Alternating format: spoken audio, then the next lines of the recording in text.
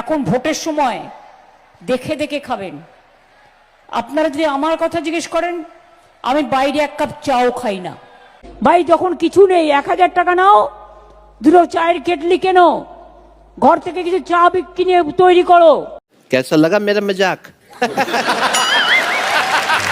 জয় শ্রীরাম, রান্নার গ্যাসের 1000 টাকা দাম।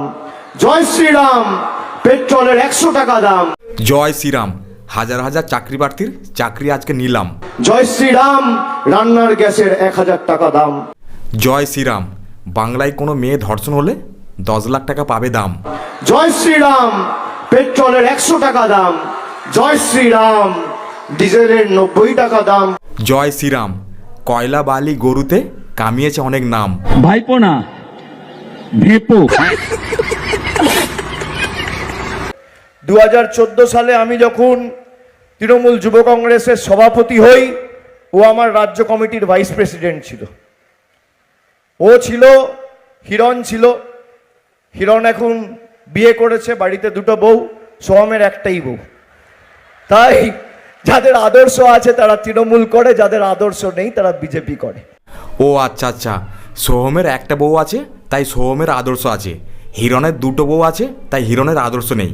হিরণ এখন বিয়ে করেছে, বাড়িতে 2টো বউ, সোহমের একটাই বউ। তাই যাদের আদর্শ আছে তারা তৃণমূল করে, যাদের আদর্শ নেই তারা বিজেপি করে।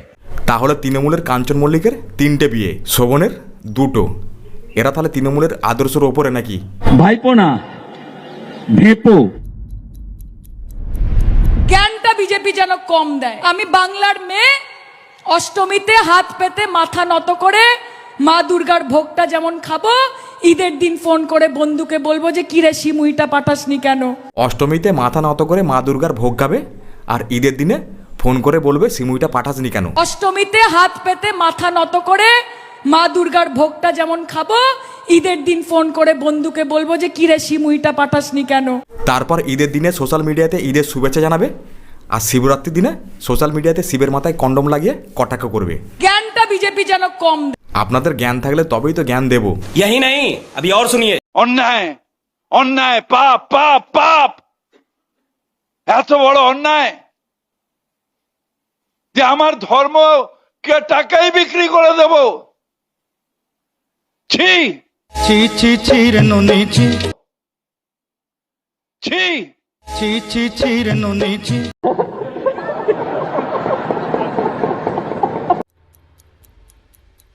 কেউটে সবকে বিশ্বাস করবেন, কিন্তু বিজেপিকে বিশ্বাস করবেন না।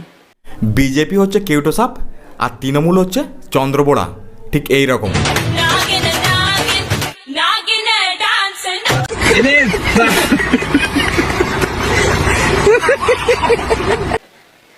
ডেঞ্জারাস ডেঞ্জারাস ডেঞ্জারাস 420 420 ভোল্ট একেবারে ছোবলাবে। কেউটে সবকে বিশ্বাস করবেন, কিন্তু বিজেপিকে বিশ্বাস করবেন না। তৃণমূল সমর্থকদেরকে বলছি, বিজেপিকে বিশ্বাস করতে হবে না। তোমরা কেউটো সাপের ছোপলকে তৃণমূলকে ভোটটা দিতে যাও। চন্দ্রবোড়া সাপের জিভটা দেখো, যেন মনে হচ্ছে ঋতুব্রত।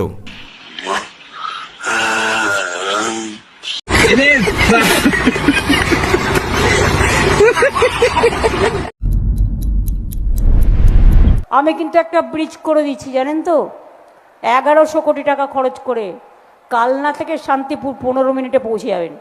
ব্রিজ হয়ে গেছে তো, মিটিং এ বললো তো, ব্রিজ চোখে দেখতে পাইনি। মুখ্যমন্ত্রী মিথ্যা কথা বলে, ওটা মিথ্যা কথাটা এমন কিছু না।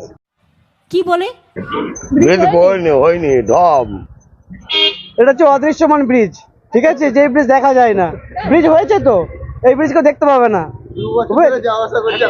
হ্যাঁ, এখন মোটামুটি 6-7 বছর আগে শুনেছিলাম যে ব্রিজ হবে, তো দেখতে পাচ্ছি মনে হয়েছে, কিন্তু অদৃশ্যমান তো কেউ দেখতে পাবে না। ভাই ঢপ মারছে সবাই তো বুঝতেই পারছে, তাই বলে এইভাবে ওপেন মিথ্যা কথা বলতে হবে? আমি কিন্তু একটা ব্রিজ করে দিচ্ছি, জানেন তো, 1100 কোটি টাকা খরচ করে। ভোটের সময় মিথ্যা কথা বলে, অনেক কথাই বলে, সময় আছে এখন অনেক কথা বলবে। সকালে উঠি আমি মিথ্যে কথা বলি, সারা দিন মানুষকে ভাওতা দিয়ে চলি।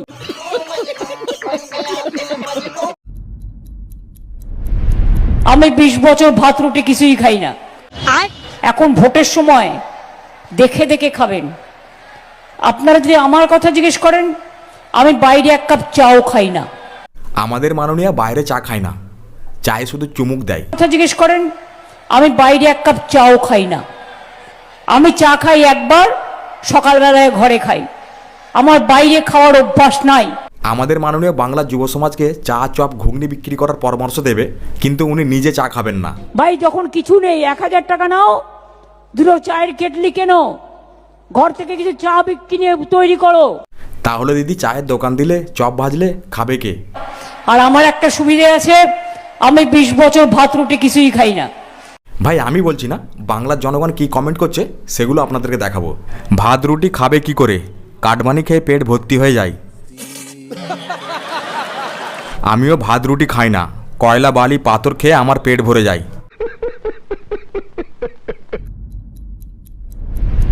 ভাই আমাদের মাননীয়ার আর একটা মিথ্যা ভাষণ শুনুন। বলে মাছ খাওয়া যাবে না, মাংস খাওয়া যাবে না, ডিম খাওয়া যাবে না। তো কি খাবে লোকে? আমার মাথা না তোমার মাথা?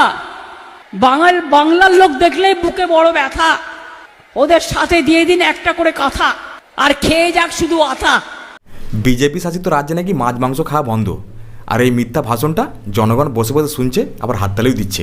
এত মিথ্যে কথা বলতে পারে কল্পনা করতে পারবেন না, কারণ এরা পাপী, দাঙ্গা করে এসছে, পাপাচারে ভর্তি বিজেপি পার্টি। তাই এদের মতো মিথ্যে কথা বলা, এদের মতো ঝুমলা করা আমরা জীবনেও পারবো না।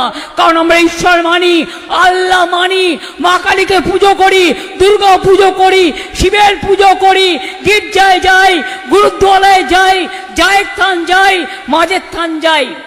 ইলেকশন আসছে বলছে রবীন্দ্র জয়ন্তী করবে, বাবা ভূতের মুখে রাম নাম। কমেডিয়ান না রাজনীতিবিদ না মুখ্যমন্ত্রী, যেমন জনগণ তেমন নেত্রী, বসে বসে জনগণের ভাষণ শুনছে। একজন মুখ্যমন্ত্রীর ভাষণ থেকে কি শেখা যায়? নীতি নৈতিকতার কোনো ব্যাপারই নয়, শুধু গদি বাঁচানোর জন্য যা খুশি করো আর যা খুশি বলো, এটাই নীতি। কোনো রাজনৈতিক ভাষণ নেই, শুধু কুৎসা করা ছাড়া আর কিছুই নেই। ভাই এবার আসছি আমাদের এই অভিষেক ব্যানার্জিকে নিয়ে। SIR এর ভোটার নিয়ে কি বলছে একবার শুনুন। 4 মে মমতা ব্যানার্জির সরকার তৈরি হবে। Gyanesh Kumar finish, Gyanesh Kumar vanish. তারপর 1 মাসের মধ্যে আপনাদের ভোটাধিকার মমতা ব্যানার্জির সরকার ফিরিয়ে দেবে। এটা আমাদের প্রতিজ্ঞা, আমাদের শপথ।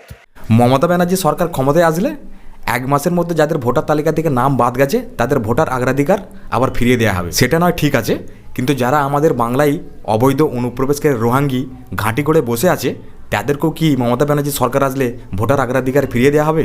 যারা ভুয়ো তথ্য দিয়ে ভোটার তালিকায় নাম তুলেছে তাদেরকেও কি ভোটার অগ্রাধিকার ফিরিয়ে দেওয়া হবে? মমতা ব্যানার্জি সরকার ক্ষমতায় আসলে ভোটার অগ্রাধিকার ফিরিয়ে দেওয়া হবে কিনা জানি না, তবে বাংলাদেশ আর যেতে হবে না, এটা বাংলাদেশ হয়ে যাবে। ভাই সামনে বিধানসভা ভোট দেওয়ার আগে নিজেকে প্রশ্ন করবেন, 26,000 চাকরি বাতিল, RG করের বিচার, শালবনীতে সৌরভ গাঙ্গুলির ইস্পাত কারখানা, বছরে ডবল চাকরি,